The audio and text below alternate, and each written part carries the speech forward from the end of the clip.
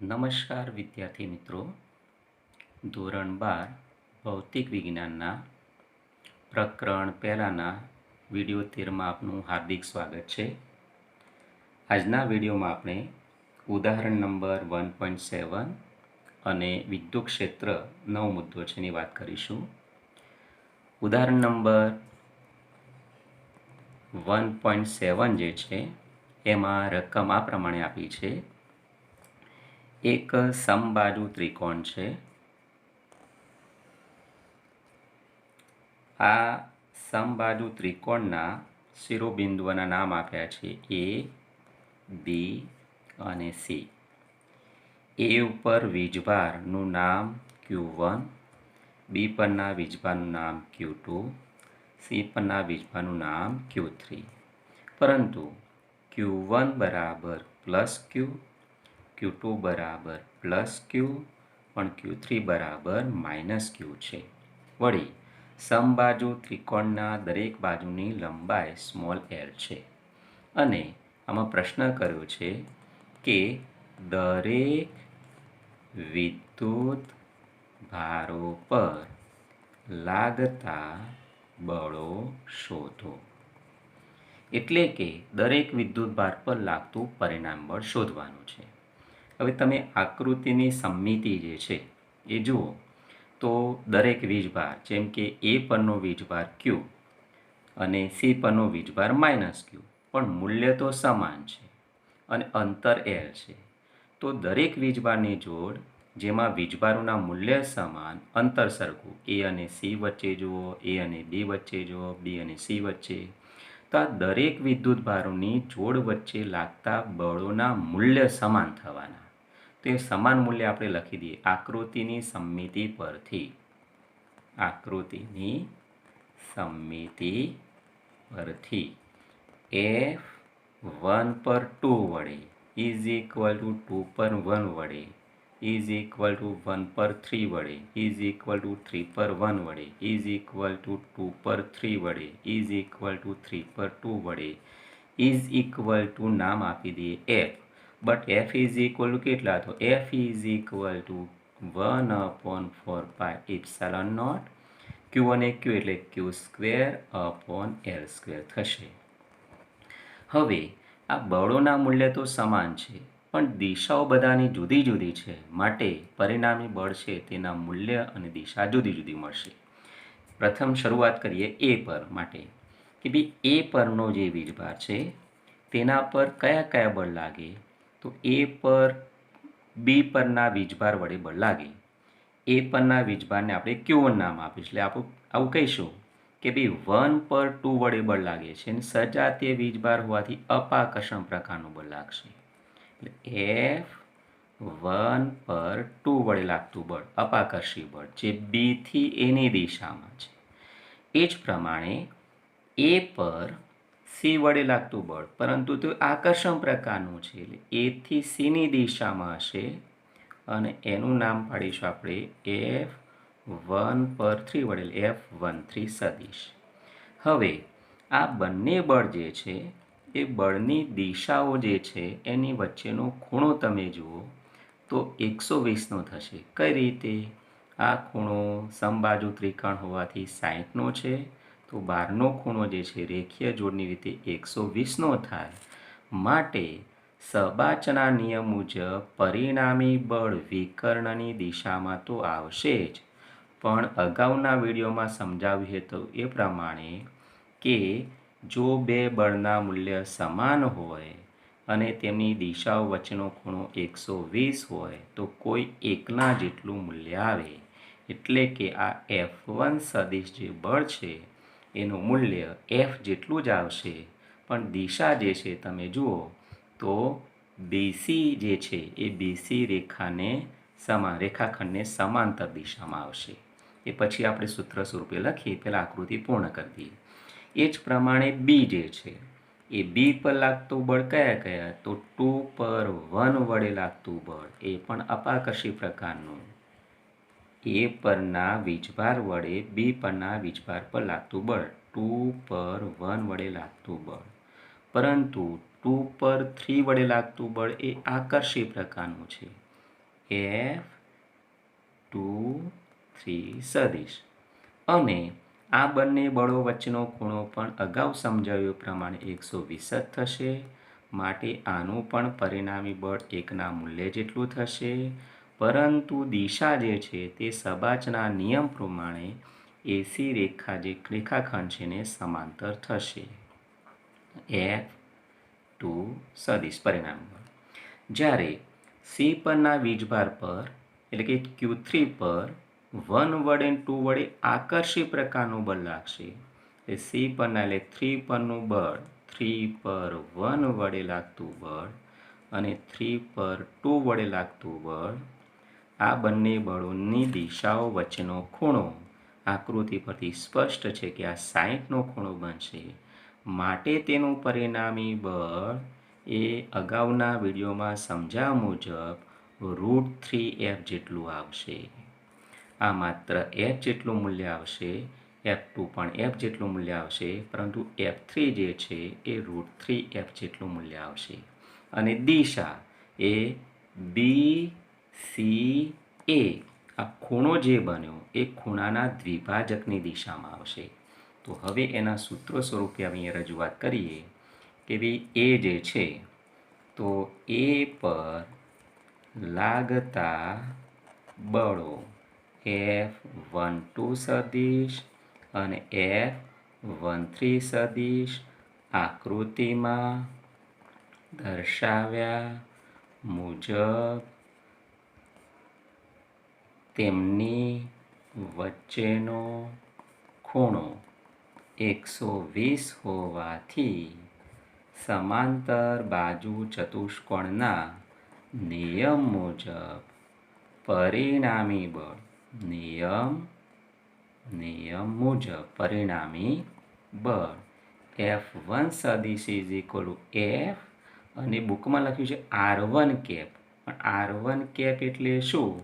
તો બી BCની દિશામાંનો એકમ સદિશ છે. એટલે આ Fને બદલે 1/4πε0 Q²/L² અને લખીશું BCને સમાંતર દિશામાંનો એકમ સદિશ.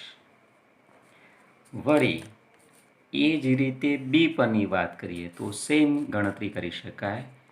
તે જ રીતે બી પરના બળો કયા? તો 2 પર 1 વડે અને 2 પર 3 વડે વચ્ચેનો કોણ 120 ડિગ્રી હોવાથી સમાંતર બાજુ ચતુષ્કોણના નિયમ મુજબ તેના પર પરિણામી બળ, તેના પર લાગતું પરિણામી બળ F2 સદિશ is equal two FR2 cap.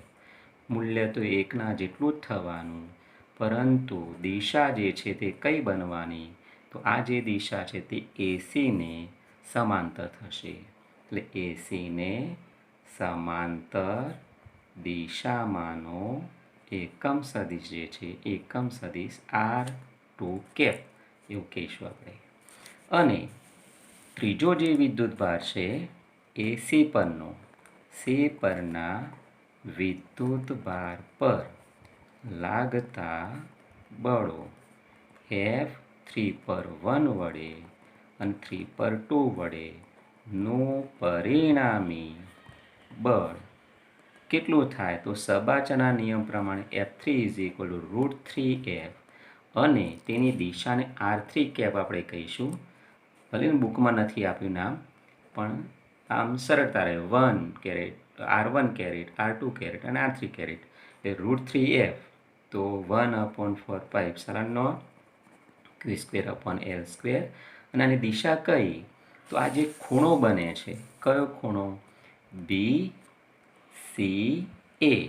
BCAનો બે સરખા ભાગ કરતો જે ખૂણો એટલે દ્વિભાજક, એ દ્વિભાજકની દિશામાંનો એકમ સદિશ છે એની દિશામાં છે.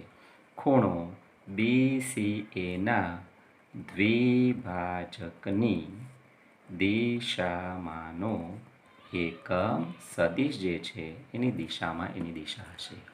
આમ ત્રણેય વિદ્યુત ભાર પર લાગતું પરિણામી બળો જે છે તે આ પ્રકારના મળશે. વળી આગળ બુકમાં ગણતરી કરી, પ્રશ્ન નથી પૂછેલો, રકમમાં નથી, પરંતુ એમને એવું કીધું છે કે આ બધા બળોનો સદિશ સરવાળો કરીએ પરિણામ બળ તો શૂન્ય મળે. સ્વાભાવિક મળે જ, કારણ કે આમાં તમે જુઓ તો 1 પર 2 વડે 2 પર 1 વડે મૂલ્ય સમાન, દિશા પરસ્પર વિરુદ્ધ હોવાની, તો આ બધા બળોનું પરિણામ તો શૂન્ય જ મળે.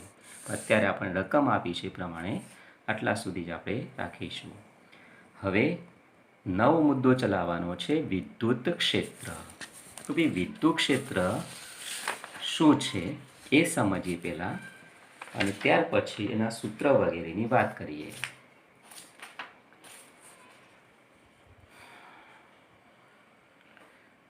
વિદ્યુત ક્ષેત્ર પહેલાં થોડીક હું સાદી સમજૂતી આપીશ, જે બુકમાં નથી આપી અને તમને સરળતાથી ખ્યાલ આવે એનું અર્થઘટન ખબર પડે, ભૌમિતિક અર્થઘટન.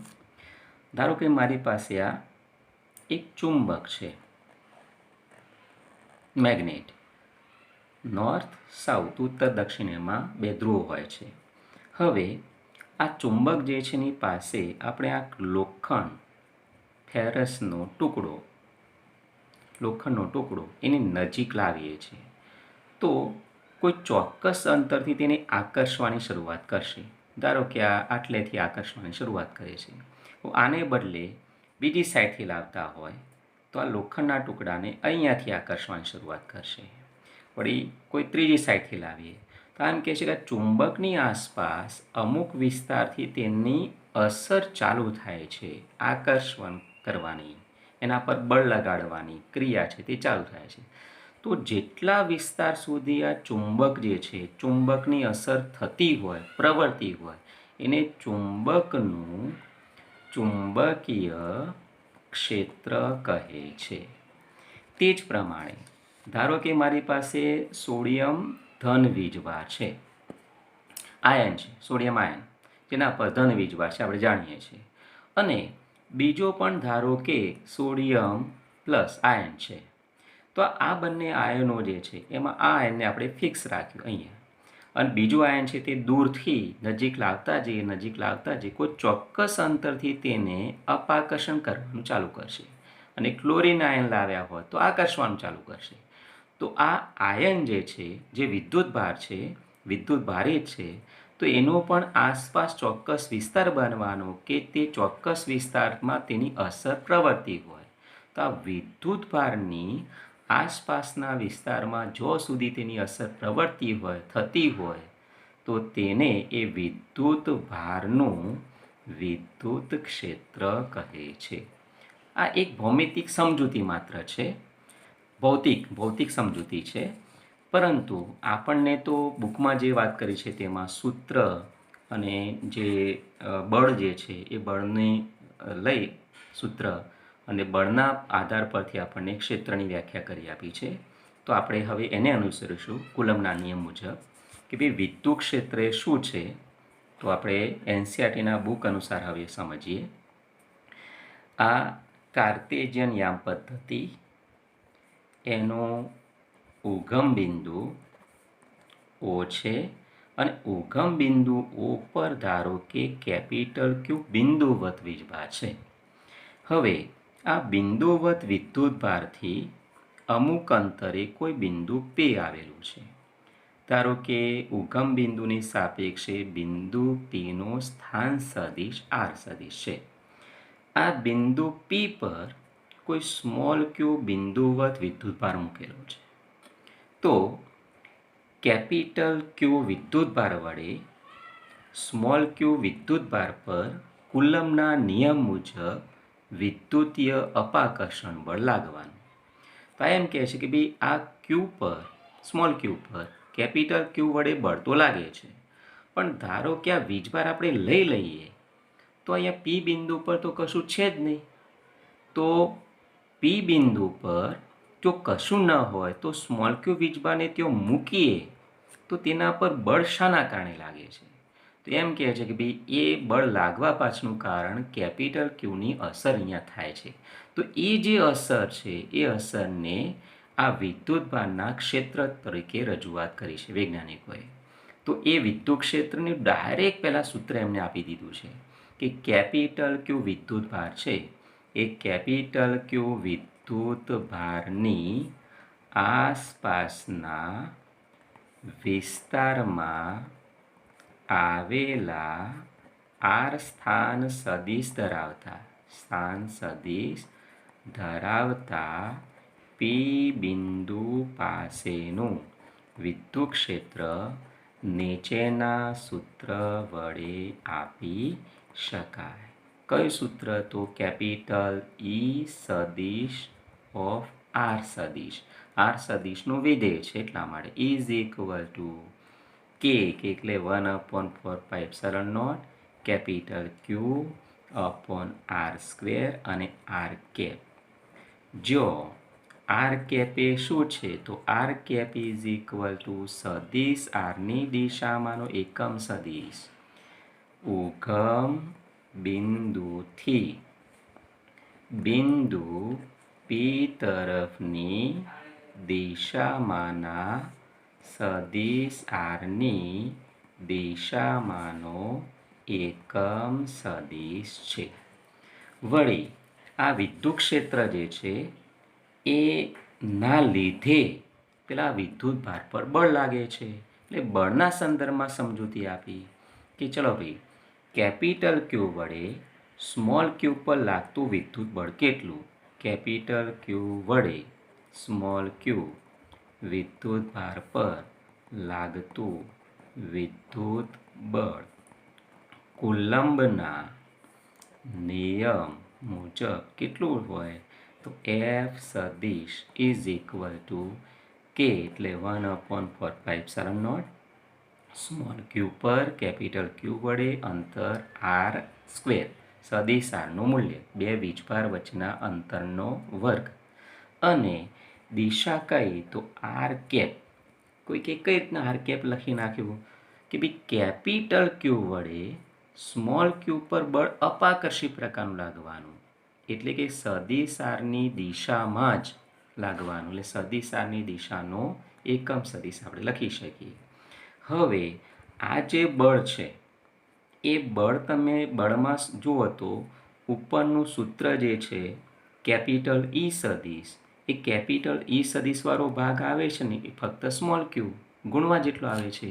તો therefore F is equal to Q E સદિશ ઓફ આર એટલે કે આર સ્થાન સદિશ ધરાવતા બિંદુ પાસેનું કેપિટલ ક્યુનું જે વિદ્યુત ક્ષેત્ર છે તે અને સ્મોલ ક્યુ વિદ્યુતભારના ગુણાકાર જેટલું સ્મોલ ક્યુ પર બળ લાગે છે.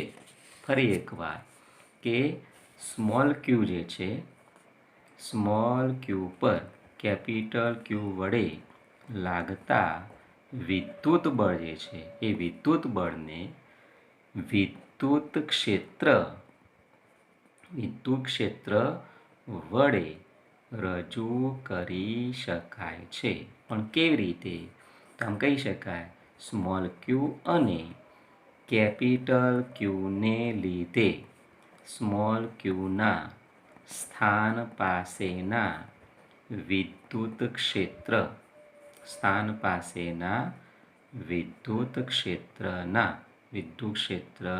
કયું પણ? તો વિદ્યુત ક્ષેત્ર એ સદિશના ગુણાકાર વડે મેળવી શકાય છે. વળી આ જે સૂત્ર આપણને 3 નંબરનું ઇક્વેશન 3 નંબરનું મળ્યું તેના પરથી વિદ્યુત ક્ષેત્રની એક સચોટ વ્યાખ્યા આપી શકાય. વિદ્યુત ક્ષેત્રની વ્યાખ્યા કરી શકાય. કેવી વ્યાખ્યા કરી શકાય? કે F is equal to Q E સદિશ છે તો ઇમ્પ્લાઇઝ ઈ સદિશ ઇઝ ઇક્વલ ટુ એફ સદિશ અપોન ક્યુ અને આમાં જો તમે ક્યુ બરાબર 1 લઈ લો તો એ તો વ્યાખ્યા બની જાય કે ક્યુ વિદ્યુત ભારના આસપાસના વિસ્તારમાં કોઈ બિંદુ પાસે મૂકેલા એકમ ધન વિદ્યુત ભાર પર લાગતા બળને તે બિંદુ પાસેનું વિદ્યુત ક્ષેત્ર કહે છે. વિદ્યુતભાર તંત્ર છે, તો વિદ્યુતભાર તંત્રની આસપાસનો જે વિસ્તાર છે એ વિસ્તારમાં કોઈ પણ તમે બિંદુ લો, કોઈ બિંદુ પાસે મારે વિદ્યુત ક્ષેત્ર મેળવવું છે, તો કોઈ બિંદુ પાસે મૂકેલા એકમ ધન વીજભાર પર લાગતું બળ જે છે એ બળને તે બિંદુ પાસેનું વિદ્યુત ક્ષેત્ર ઇક્વેશન પ્રમાણે કહી શકાય. હવે વિદ્યુત ક્ષેત્રની સચોટ વ્યાખ્યા આપવા માટે આપણે કેપિટલ ક્યુ બિંદુવત વિદ્યુતભાર છે, એની નજીક સ્મોલ ક્યુ વિદ્યુતભાર લઈ જઈ અને બળ જે લાગે એના પરથી વિદ્યુત ક્ષેત્ર નક્કી કરીએ છીએ. માટે પહેલાં તો કેપિટલ ક્યુ જે છે એ કેપિટલ ક્યુ વિદ્યુત ક્ષેત્ર ઉત્પન્ન કરે છે. કેપિટલ ક્યુને લીધે વિદ્યુત ક્ષેત્ર ઉદ્ભવે છે, માટે તેને એક તો સ્ત્રોત વિદ્યુતભાર કહેવાય, સ્ત્રોત વિદ્યુતભાર કહે છે.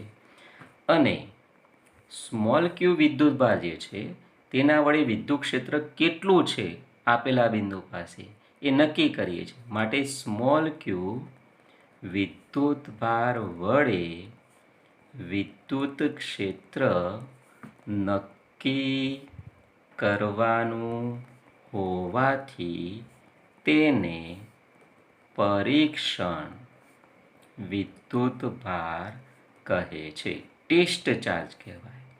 સ્મોલ ક્યુને ટેસ્ટ ચાર્જ પરીક્ષણ વિદ્યુતભાર કહેવાય, કેપિટલ ક્યુને સોર્સ ચાર્જ કહેવાય, જેના વડે વિદ્યુત ક્ષેત્ર ઉદ્ભવે છે.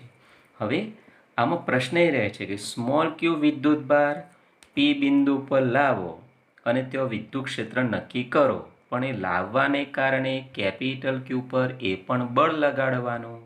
તો કેપિટલ ક્યુનું જો સ્થાન ખસી જાય તો આર સદિશ બદલાઈ જાય, માટે વિદ્યુત ક્ષેત્રનું મૂલ્ય પણ બદલાઈ જાય.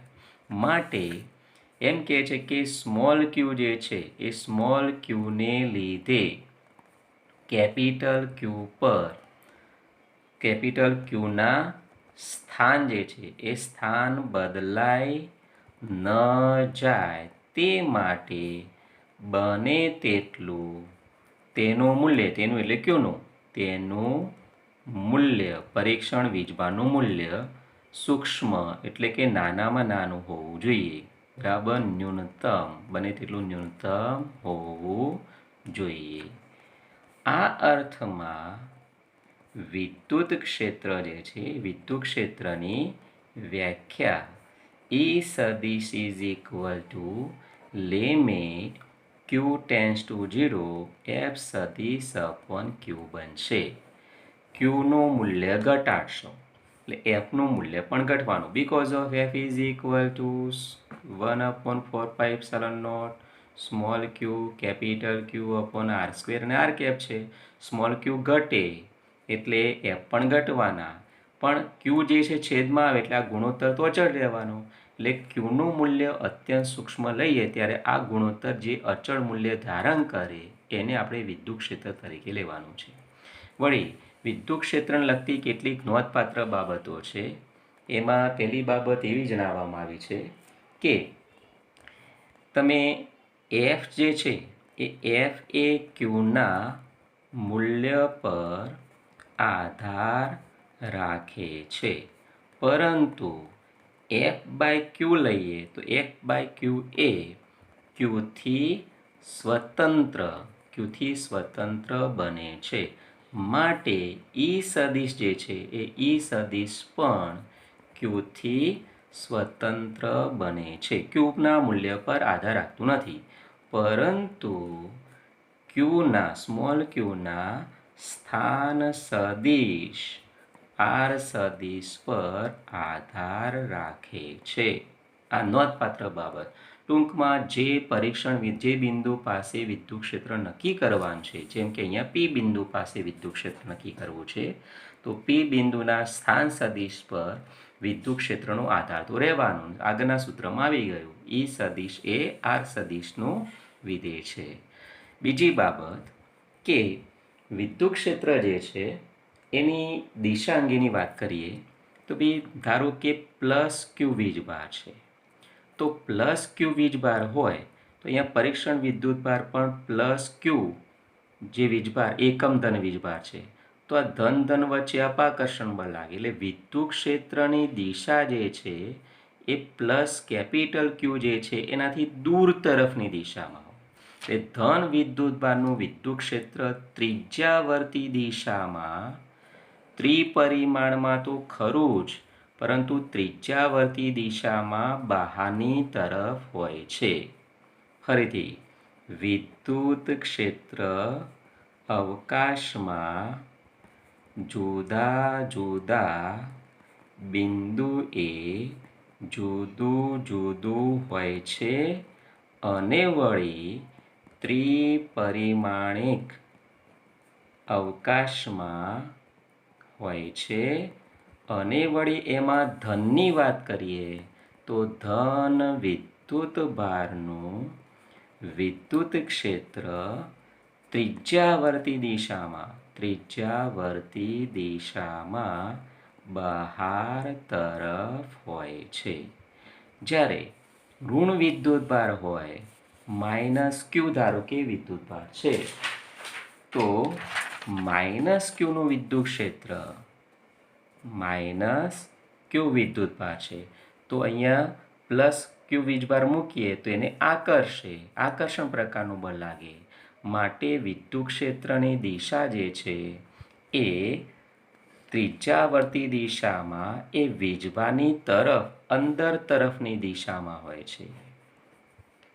ધન વિદ્યુતભારનું વિદ્યુત ક્ષેત્ર જે છે એનાથી દૂર તરફની દિશામાં બહાર તરફ દિશામાં હોય, જ્યારે માઇનસ ક્યુ વિદ્યુતભારનું વિદ્યુત ક્ષેત્ર જે છે એ વિદ્યુત ક્ષેત્ર અંદરની તરફ એટલે કે વિદ્યુતભારની તરફ અંદરની તરફની દિશામાં હોય છે. ત્રીજી અને અગત્યની બાબત કે ધારો કે આપણે કેપિટલ ક્યુ વીજભાર છે તેનાથી આર અંતરે આર સ્થાન સદિશ નહીં આર અંતરે વિદ્યુત ક્ષેત્રનું મૂલ્ય નક્કી કરીએ, તો બીજી સાઈડે પણ આર અંતરે વિદ્યુત ક્ષેત્રનું મૂલ્ય, ત્રીજી સાઈડે પણ આર અંતરે વિદ્યુત ક્ષેત્રનું મૂલ્ય, તો આમ દરેક દિશામાં સમાન અંતરે વિદ્યુત ક્ષેત્રનું મૂલ્ય સમાન હોય છે.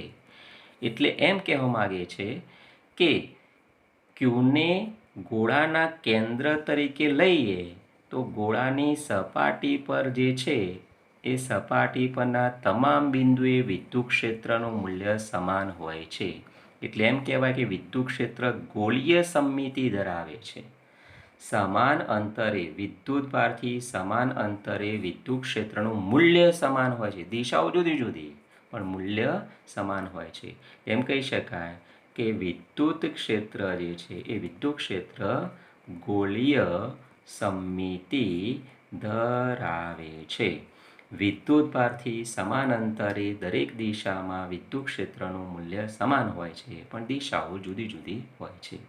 તો આ પ્રમાણે વિદ્યુત ક્ષેત્ર અંગે નોંધપાત્ર બાબતો. એક તો તેનું સૂત્રમાં મોટા ભાગે આપણે ઉપયોગ કરવાનો થશે એ સદિશ ઓફ આર સદિશ ઇઝ ઇક્વલ ટુ બિંદુવત વિદ્યુતભાર એક જ, તો 1/4πε0 capital Q upon R square R cap આ ઇક્વેશન, અને ઈ સદિશ is equal to F upon Q આ બંને સૂત્રનો ઉપયોગ આપણે મોટા ભાગે કરવાનો થશે. બિંદુવત વિદ્યુતભારને લીધે ઉદ્ભવતું વિદ્યુત ક્ષેત્ર કે ક્યુ અપોન આર સ્ક્વેર એમ શોર્ટમાં આપણે કહી શકીએ. દિશા ધન હોય તો બહાર તરફ, ઋણ હોય તો એની તરફ હોય છે. અને આ એકમ ધન વિદ્યુતભાર પર લાગતું બળ એ આપણને વિદ્યુત ક્ષેત્ર આવે છે. આના પરથી બળ શોધવાનું પણ હોઈ શકે. તો આ વિદ્યુત ક્ષેત્ર એક ઇમ્પોર્ટન્ટ મુદ્દો છે. અને આગળ આના પછીના વિડીયોમાં પણ આપણે વિદ્યુત ક્ષેત્ર ઘણા બધા વિદ્યુત ભારોનું તંત્ર હોય તો પરિણામી વિદ્યુત ક્ષેત્ર કઈ રીતના શોધી શકાય એની વાત કરીશું. નમસ્કાર.